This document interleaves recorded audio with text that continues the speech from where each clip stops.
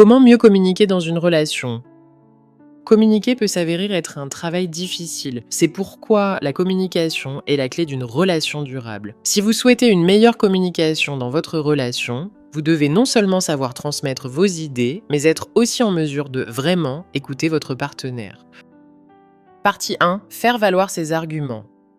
1. Apprenez à dire ce que vous pensez. Nous pouvons souvent entendre des blagues concernant la signification réelle de nos paroles quand elle dit ceci et veut en fait dire cela, ou ce qu'il essaie vraiment de te dire, c'est que ces blagues sont assez drôles parce qu'elles sont généralement vraies. Parfois, on attend de notre partenaire qu'il comprenne notre message caché, mais espérer ou compter là-dessus n'est pas vraiment juste ni efficace. À la place, exposez directement vos pensées. 2. Utilisez je ou moi. Ne commencez pas un discours en accusant votre partenaire d'avoir fait une erreur. Si vous dites « tu fais toujours » ou « tu ne fais jamais », votre partenaire sera sur la défensive et il y aura peu de chances qu'il ait envie de vous écouter. Dites plutôt quelque chose comme « j'ai remarqué que » ou « récemment, j'ai eu l'impression que ». Centrez la discussion sur vos sentiments et au lieu d'avoir la sensation d'être blâmé, votre partenaire aura le sentiment de prendre part à une discussion productive.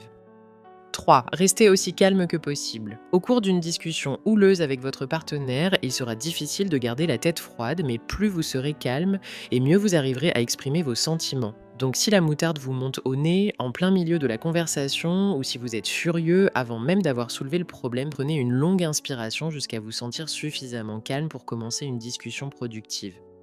4. Maintenez un langage corporel positif. Avoir un langage corporel positif contribue à donner à la discussion un ton positif. Regardez votre partenaire dans les yeux et tournez-vous vers lui. Vous pouvez faire gesticuler vos bras, mais ne les bougez pas trop violemment pour ne pas perdre le contrôle. Ne croisez pas vos bras sur votre poitrine ou votre partenaire pensera que vous vous êtes déjà fermé avant qu'il ait dit quoi que ce soit. 5. Présentez vos idées avec assurance. Cela ne signifie pas que vous devez entrer dans la discussion comme si c'était une réunion de bureau. Ne rentrez pas dans la pièce en serrant la main de votre partenaire et en passant immédiatement à votre argumentation. Ayez plutôt confiance en vous et agissez de la façon la plus détendue qu'il soit. Souriez de temps en temps, faites attention aux mots que vous employez et surtout n'hésitez pas, ne posez pas une tonne de questions ou ne semblez incertain de ce que vous voulez dire. Préparez une stratégie avant de vous lancer. C'est un point extrêmement important. Ne foncez pas les yeux fermés dans un discours sans préparer d'arguments et lui sortir les 15 choses qu'il ou elle a faites de travers. Même si vous êtes contrarié ou blessé pour diverses raisons, il est important que vous vous concentriez sur les points essentiels que vous voulez aborder et que vous pensiez au résultat final que vous attendez de cette discussion. Si faire culpabiliser votre partenaire est votre unique motivation, alors vous devriez y réfléchir à 2 fois avant de vous lancer. Partie 2. Écoutez son partenaire. 1. Mettez-vous à la place de votre partenaire. Utilisez votre imagination pour vous rapprocher du point de vue de votre partenaire dans une situation particulière. Soyez conscient que certains facteurs que vous ignorez peuvent jouer. Vous mettre à sa place lorsqu'il ou elle vous parle peut vous aider à comprendre pourquoi votre comportement ou bien la situation actuelle peuvent être frustrants pour lui ou elle. Lorsque vous êtes en colère ou bien contrarié, il est difficile de prendre en compte les arguments de l'autre. Mais cette technique peut réellement vous aider à trouver des solutions beaucoup plus rapidement.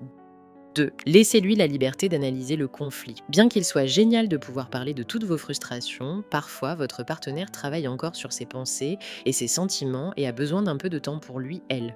Lui donner de l'espace et du temps pour réfléchir peut l'empêcher d'entamer immédiatement une dispute et de dire des choses qu'il pourrait regretter par la suite. Il y a une différence entre encourager une discussion et pousser votre partenaire à parler avant d'être prêt. 3. Donnez-lui toute votre attention. Apprenez à reconnaître le signal lorsque votre partenaire veut vraiment vous parler. Lorsqu'il ou elle veut parler, vous devez éteindre la télé, ranger votre travail, cacher votre téléphone et faire tout ce qui est en votre mesure pour donner toute votre attention à votre compagnon. 4. Laissez-le finir. Bien qu'il ait dit quelque chose de complètement scandaleux ou quelque chose que vous devez nécessairement corriger, ne l'interrompez pas en plein milieu de la discussion. Gardez dans un coin de votre tête les points sur lesquels vous voudriez revenir plus tard et laissez votre compagnon dire tout ce qu'il a à dire. Une fois terminé, c'est à votre tour de répondre et à ce moment-là, vous pouvez lui répondre point par point. 5. Faites attention. Lorsque vous écoutez votre compagnon, sachez que vous n'avez pas à accepter ou à comprendre tout ce qu'il vous dit. Peu importe à quel point vous êtes en harmonie, à quel point vous êtes similaires et avez la même vision des choses, et même s'il vous est difficile à tous les deux d'exprimer vos sentiments, il y a des moments où vous ne partagez pas le même point de vue, et ce n'est pas grave.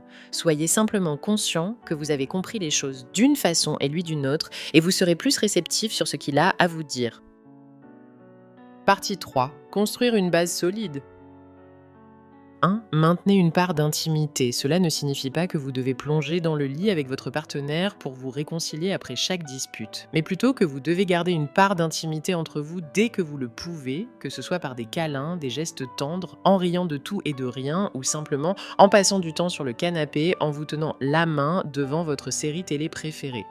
2. Apprenez à voir lorsque votre compagnon est contrarié. Évidemment, ce serait mieux que votre compagnon vous fasse savoir chaque fois que quelque chose l'a contrarié. Cependant, c'est rarement le cas. Si vous voulez construire une base solide pour la communication, vous devez alors apprendre à reconnaître les signes qui montrent que votre partenaire est fâché.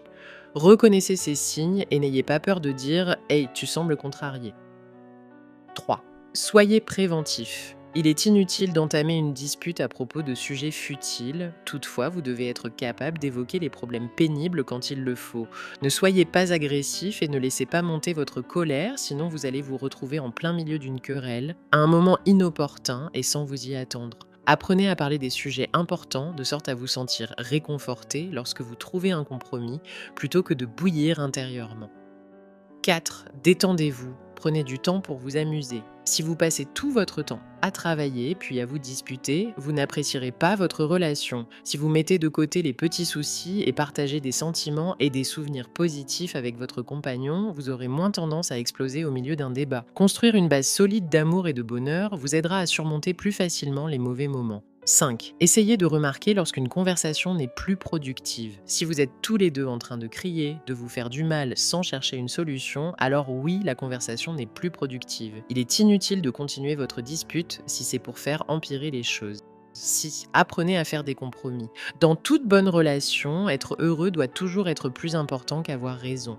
Ne passez pas votre temps à essayer de prouver à votre moitié que vous avez raison ou à vous disputer juste pour obtenir ce que vous voulez, sinon votre romance va vite s'essouffler. Essayez plutôt de trouver des solutions productives qui peuvent vous contenter à tous les deux. Enfin, n'oubliez pas de vous apprécier mutuellement. Si vous voulez garder une communication fluide et saine, alors vous devez tous les deux prendre du temps pour vous faire des compliments, vous laisser des petits mots mignons, dire à l'autre ce que vous aimez, chez lui, elle, et prendre le temps pour faire des choses que vous aimez, tout simplement. Une soirée romantique, tout comme vos diners de tous les soirs, si vous vivez ensemble, peut réellement vous aider à apprécier la compagnie de l'autre et à prendre du plaisir à discuter. Cela facilitera les choses lorsque vous devrez avoir une discussion sérieuse. Merci d'avoir regardé cette vidéo jusqu'à la fin. Si elle vous a plu, n'oubliez pas un pouce bleu et de la partager avec vos amis pour les faire découvrir à leur tour. Pensez aussi à vous abonner à la chaîne Comment pour ne rien manquer des prochaines vidéos captivantes que je prépare pour vous. Activez la cloche pour recevoir une notification dès qu'une nouvelle vidéo est en ligne.